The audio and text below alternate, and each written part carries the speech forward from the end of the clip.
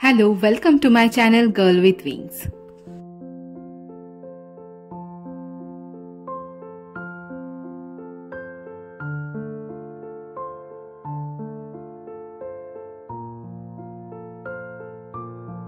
এসে গেছি সান্দাকফু ট্রিপের থার্ড পার্ট নিয়ে।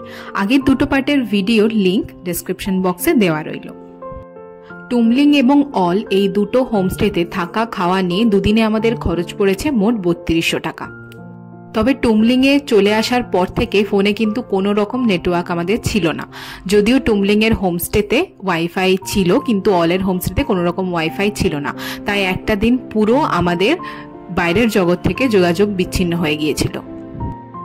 তবে দুটো হোমস্টেরই কোনোটাতেই কিন্তু গিজারের ব্যবস্থা ছিল না। হ্যাঁ, গরম জল চাইলে ওনারা যতটা সম্ভব প্রোভাইড করছিলেন। তবে দুটো হোমস্টেরই খাবার দাবার আমার খুবই ভালো লেগেছে।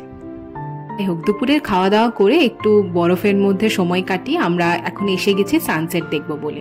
যদিও বেশিরভাগ সময়ে মেঘে ঢাকা রয়েছে, জানি না আদৌ দেখতে পাবো কিনা। আমাদের হোমস্টেটা ছিল অলে সানসেট পয়েন্টের একদম পাশেই, তাই আমাদের রুম থেকেও দেখা যেত। তবে আমরা সানসেট পয়েন্টে এসেই দেখলাম। যদিও অনেকক্ষণ ওয়েট করার পর কিছুক্ষণের জন্যই দেখা গেছে এই মেঘের খেলা। যারা সান্দাকফুতে স্টে করেন তারাও অনেকে এসেছেন ট্রেক করে বা গাড়িতে করে এই সানসেট দেখতে। সন্ধেবেলা এবার আমরা বসেছি মোমো খেতে। এই সব কিছুই হোমমেড, এবং কিছুক্ষণ পরে আন্টি আমাদের দিয়েছিলেন মুড়ি মেখে, আর এটা হচ্ছে তুম্বা। আর এখানে গেস্ট কম থাকায় পুরো ডাইনিং হলটাতে আমরাই পুরো সন্ধে জুড়ে দারুণ এনজয় করেছি। আর বাইরে প্রচণ্ড হাওয়া দিচ্ছিল, আর হাওয়ার প্রচণ্ড একটা আওয়াজ।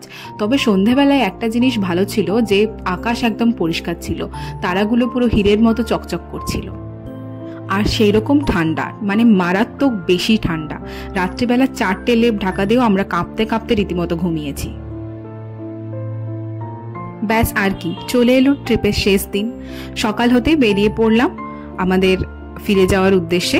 তবে আমরা সান্দাকফুতে কিছুক্ষণের জন্য দাঁড়িয়েছিলাম, তার কারণ হচ্ছে একটা সুন্দর ভিউ দেখে, যেখান থেকে আজকে সকালবেলায় দেখা গেছে কাঞ্চনজঙ্ঘা আর দূরে এভারেস্টের কিছু পিক।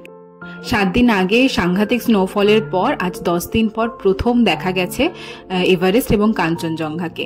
তাই নিজেদেরকে খুব লাকিও মনে হচ্ছিল। যদিও সকালবেলা চারিদিক মেঘে ঢাকা দেখে খুব মন খারাপ হয়ে গেছিল, কিন্তু যাই হোক, শেষ পর্যন্ত প্রকৃতি আমাদের নিরাশ করেনি। তো চলুন এবার তাহলে ফেরার পালা। ভিডিওটা এখানেই শেষ করছি।